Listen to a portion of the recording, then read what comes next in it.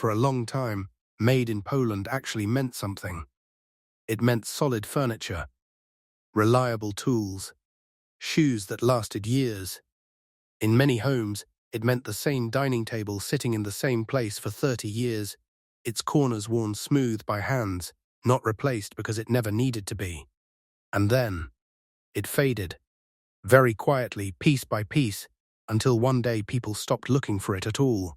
This is the story of how Made in Poland didn't fall apart loudly. It simply stopped being necessary. Before Made in Poland meant anything at all. To understand what was lost, you have to understand what Polish manufacturing was never trying to be. After World War II, Poland's factories were rebuilt in a country that had learned, repeatedly, that stability could vanish overnight. Borders had shifted. Cities had been erased. Generations had grown up without assuming tomorrow would resemble today. Manufacturing was not about growth or ambition. It was about continuity. Factories existed to keep daily life functioning. They were expected to produce goods that could survive scarcity, disruption, and improvisation. Replacement could not be assumed, so durability mattered. Repairability mattered even more. This shaped everything.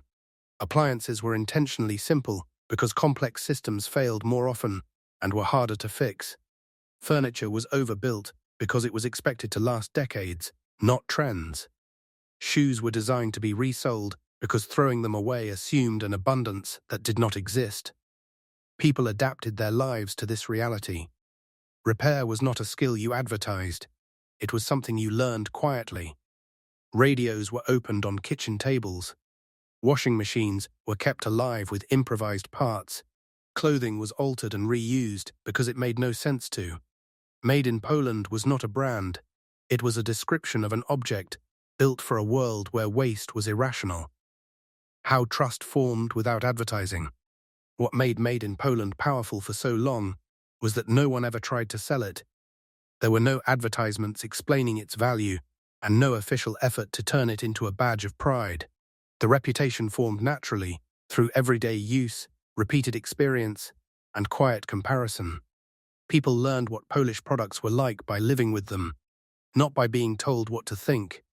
Across the Eastern Bloc, Polish goods developed a very specific reputation. They were plain, sometimes even dull, but they worked. Furniture held together.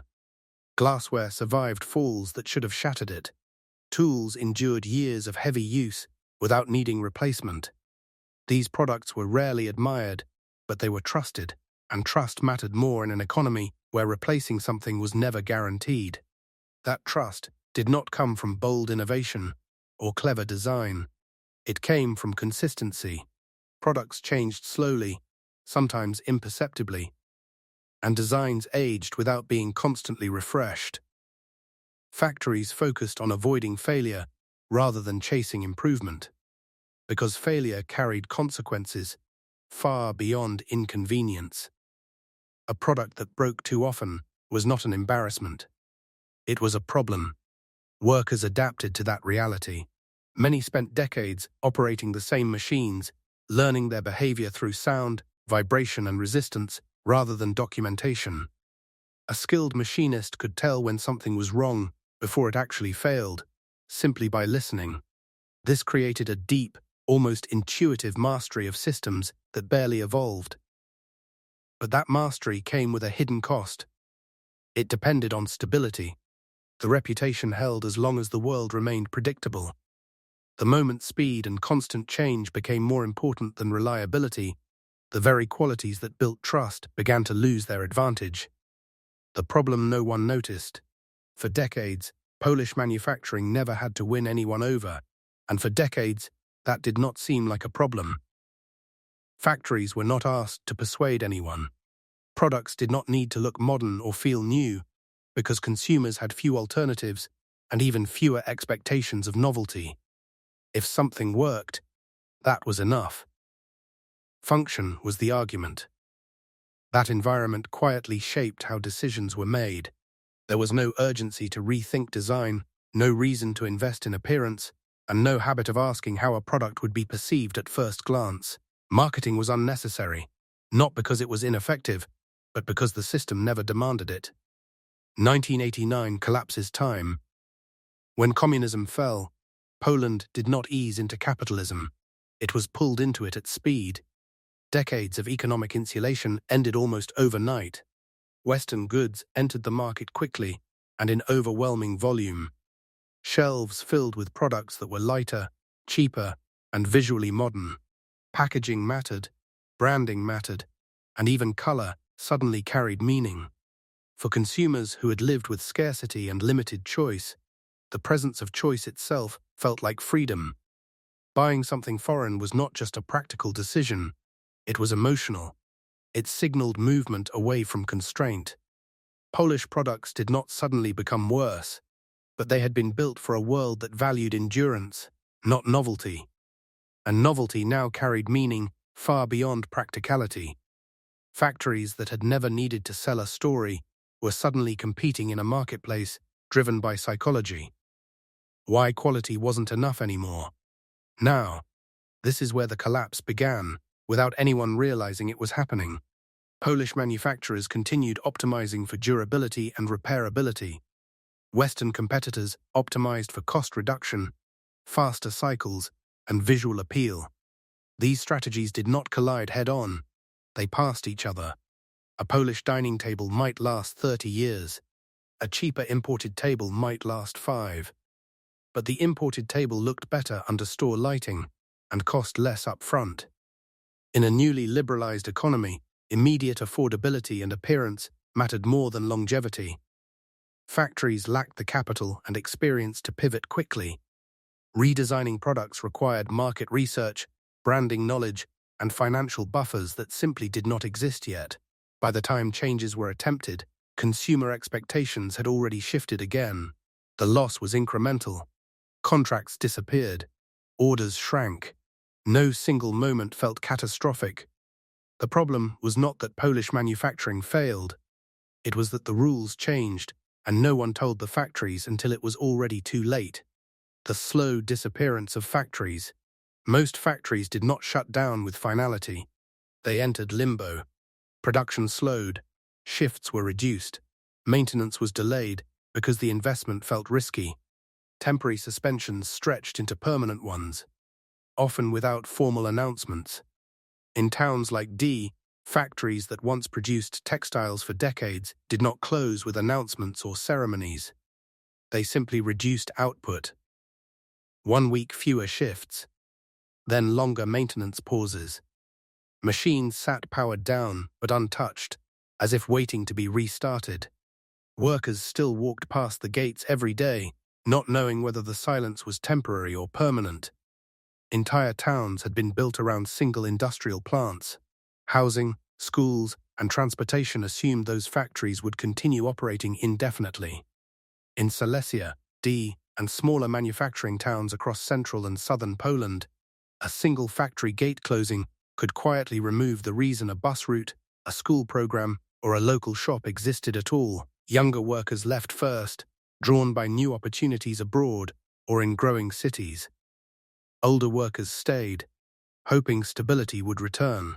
Skills that had taken decades to build disappeared as experienced workers retired or were laid off without replacements being trained. The label "Made in Poland" did not vanish from shelves in one moment. It vanished because the future stopped being built. The twist in the story.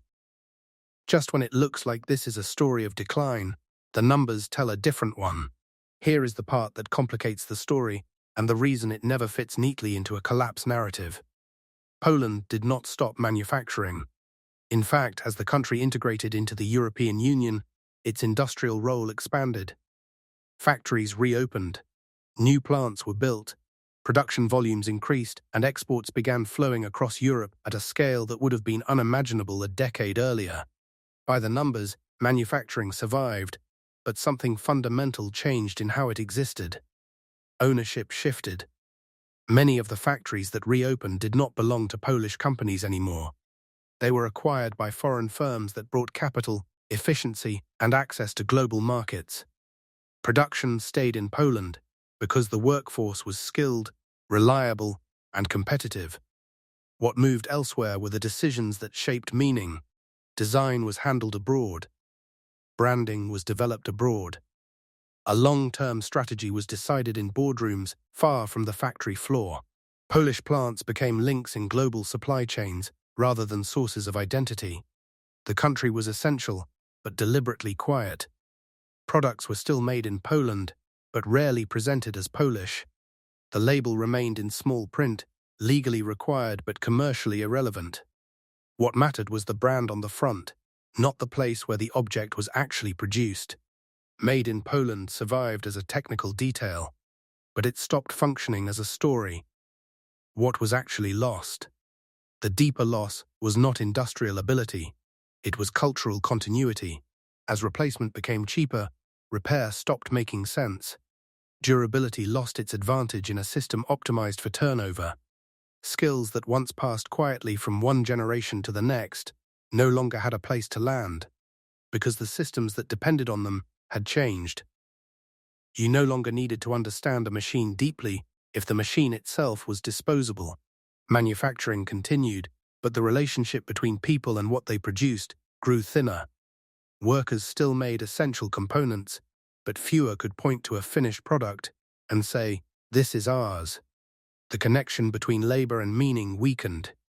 Poland still made things the world depended on. It simply no longer controlled the explanation of why those things mattered. Why no one talks about it. There was no villain in this story. No dramatic failure that demanded accountability. The changes arrived slowly enough to feel natural and were framed as progress, opportunity, and modernization. Each step made sense on its own. By the time the cumulative loss became visible, the old system was already gone. Made in Poland did not collapse under pressure. It dissolved into efficiency and global normalcy, leaving behind production without ownership of its own story. Today, Poland remains one of Europe's strongest manufacturing countries. Factories operate at scale, exports continue to grow, and the economy holds a stable place inside global supply chains. By many measures, the system works. Yet the label that once stood for endurance and quiet reliability no longer carries the same meaning on its own. Manufacturing returned, but the identity attached to it did not. The work is still done, the skills are still present, but the story behind what is produced is now shaped elsewhere. That leaves a question worth considering. When a country continues to make the goods the world relies on, but no longer owns the meaning attached to them, what exactly has been lost?